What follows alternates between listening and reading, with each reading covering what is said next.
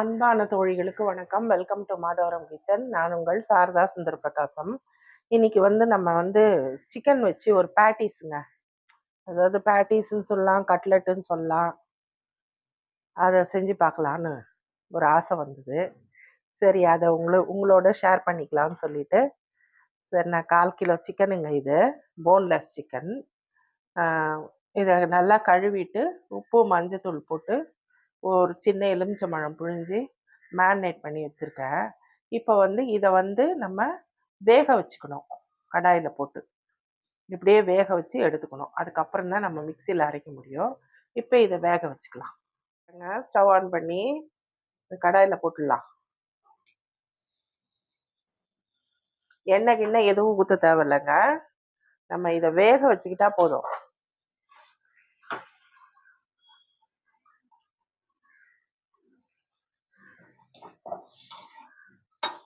Chicken broiler chicken தானேங்க, சீக்கிரம் வெந்துடும். இப்போது தண்ணி சுண்டிடுச்சிங்க. ஆனால் சிக்கன் இன்னும் கொஞ்சம் வேகணும். அதனால் நம்ம கொஞ்சமாக தண்ணி விட்டு வேக வச்சுக்கலாம்.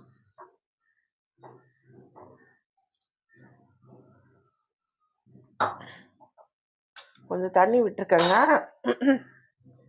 மூடி போட்டு கொஞ்சம் சிக்கனை வேக வச்சுக்கலாம். அவ்வளோதாங்க, சிக்கன் நல்லா வெந்துருச்சுங்க. இப்போ இது ஆறணும். ஆறினப்புறம் நம்ம சின்ன சின்னதாக பிச்சுக்கிறதோ இல்லை மிக்சியில் போட்டு ஒரு ஓட்டு ஓட்டுறதோ எப்படியோ பண்ணிக்கலாம். இது நல்லா ஆறட்டுங்க. ஆறினப்புறம் பார்க்கலாம். சிக்கன் வெந்துருச்சுங்க. நல்லா உதுத்து வச்சுக்கிட்டேன். இந்த மாதிரி கையாலவே உதுத்துட்டேங்க. நல்லா உதிர்ந்து வந்துருச்சு. நீங்கள் மிக்சியில் போடுறதா இருந்தாலும் போட்டுக்கலாம். எனக்கு மிக்சியில் போடுறதுக்கு விருப்பம் இல்லை, அதனால் நான் கையிலவே உதுத்துக்கிட்டேன்.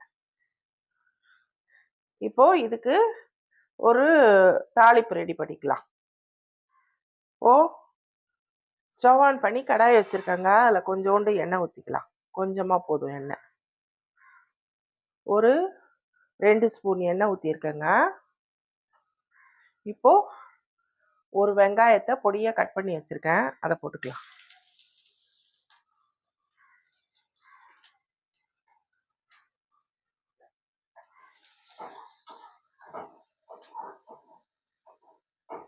வெங்காயம் கொஞ்சம் வதங்கட்டோங்க. ரொம்ப வதங்க தேவையில்லை, பொன்னிறமாலாம் கொஞ்சம் வதங்கினா போதும். ஏன்னா நம்ம மறுபடியும் இதை ஃப்ரை தான் பண்ண போகிறோம், அதனால் வதங்கட்டும்.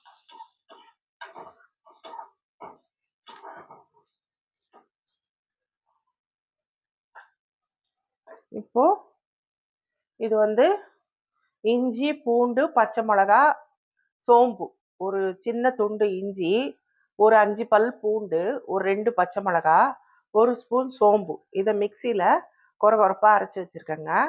இப்போ இதையும் இதில் போட்டுடலாம்.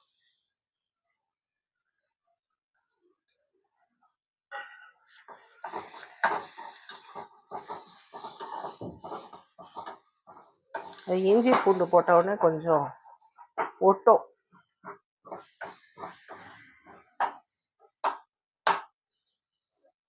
இப்போ இந்த டிஷ்ஷுக்கு தேவையான உப்பு போட்டுக்கலாம்.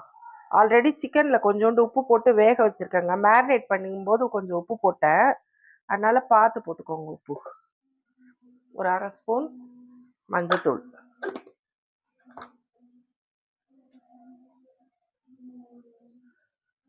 பச்சை மிளகா 2 போட்டிருக்கோங்க.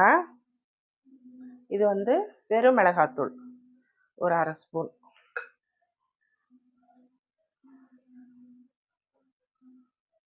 அப்புறம் இது கரம் மசாலா. இது 1/2 ஸ்பூன் கணக்கு தாங்க, அதனால 1 ஸ்பூன், இது 2 போட்டிருக்கேன். போட்டுட்டு இப்போ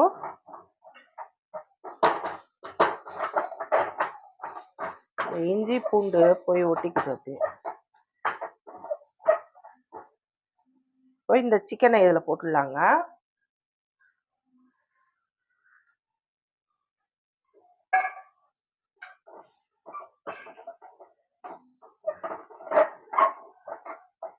இந்த மசாலா எல்லாம் இதில் கலக்கிற மாதிரி நல்லா கலந்துக்கோங்க.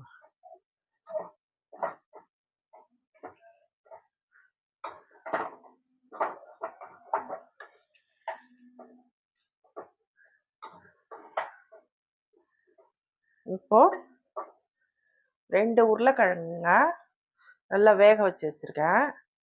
இது துருவியாவது போட்டுக்கலாம், இல்லை இப்படியே கூட நம்ம இந்த மாதிரி மேஷ் பண்ணி கையிலவே மேஷ் பண்ணிட்டு போட்டுக்கலாம். எப்படியும் நம்ம வந்து பிசைஞ்சு அதுக்கப்புறம் தாங்க நம்ம வந்து அந்த பேட்டிஸ் செய்ய போகிறோம். பிசையும் போது நல்லா கையை போட்டு பிசைஞ்சிக்கலாம்.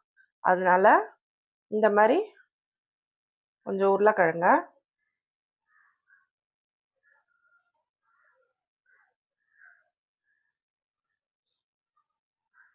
இந்த மாதிரி பிசைஞ்சு அதையும் இதில் போட்டுருவோம். இந்த பாருங்க, உருளைக்கிழங்கும் அந்த இதுவும் சிக்கனும் நல்லா பிளெண்ட் ஆயிடுச்சு. ஒரு புட்டு மாதிரி ரெடி பண்ணிக்கணும் ரெண்டும். அவ்வளோதாங்க. இப்போ வந்து கொத்தமல்லி போட்டுடலாம். நிறைய கொத்தமல்லி போடுங்க.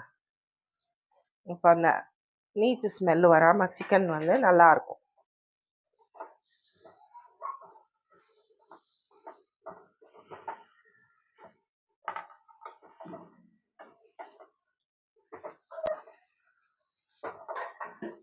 அவ்வளோதாங்க.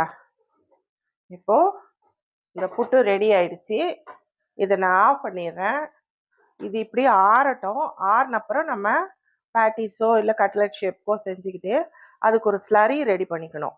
மைதா மாவில் ரெடி பண்ணிக்கிட்டு பிரெட் க்ரம்ஸ் ரெடி பண்ணிக்கிட்டு அதில் டிப் பண்ணி நம்ம ஷாலோ ஃப்ரை பண்ணலாம். இது பாருங்க, இந்த மாதிரி எல்லாத்தையும் செஞ்சு வச்சுக்கிட்டேங்க. இப்போ இதை வந்து இந்த மைதா இதில் இது டிப் பண்ணி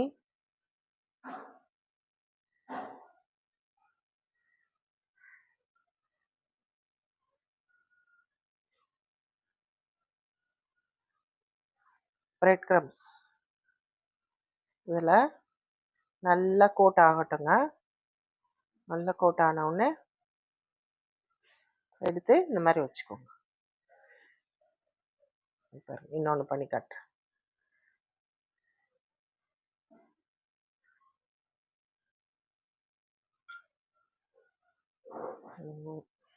நல்லா டிப் பண்ணி இந்த பிரெட் க்ரம்ஸை நல்லா இதில் கோட் ஆகிற மாதிரி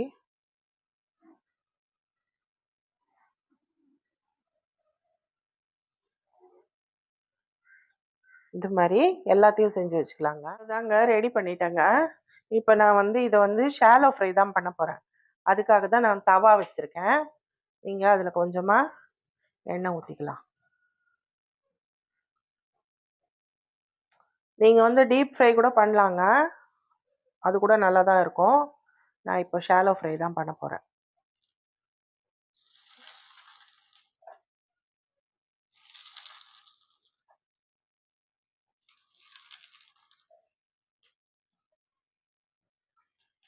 மீடியம் ஃப்ளேமில் வச்சு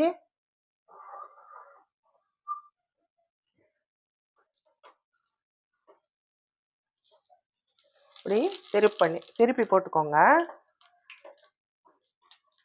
இது ஆல்ரெடி எல்லாமே வெந்தது தாங்க, அதனால ஜஸ்ட் ஃப்ரை ஆனால் போதும். 2 பக்கமும் ஒரு கோல்டன் ப்ரௌன் கலர் வந்தால் போதும்.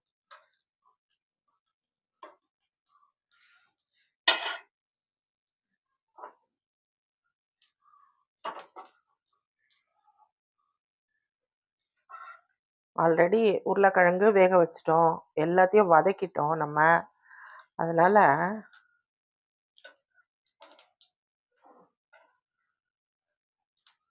ரொம்பலாம் வேகலாம் தேவையில்லை, எல்லாமே வெந்தது தான். அதனால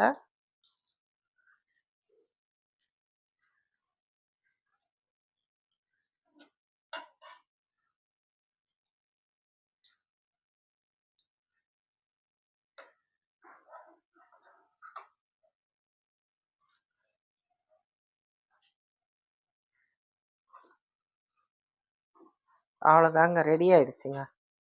இது செய்யறது தாங்க கஷ்டம். இந்த மாதிரி ரெடி பண்ணிட்டீங்கன்னா ஈஸியாக சுட்டு எடுத்துடலாம்.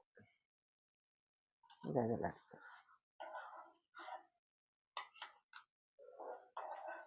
அவ்வளோதாங்க, ரெடி ஆயிடுச்சு. அவ்வளோதாங்க. கட்லட் ரெடி ஆயிடுச்சுங்க. பாருங்க. இவ்வளோ சூப்பரா இருக்கு பாருங்க.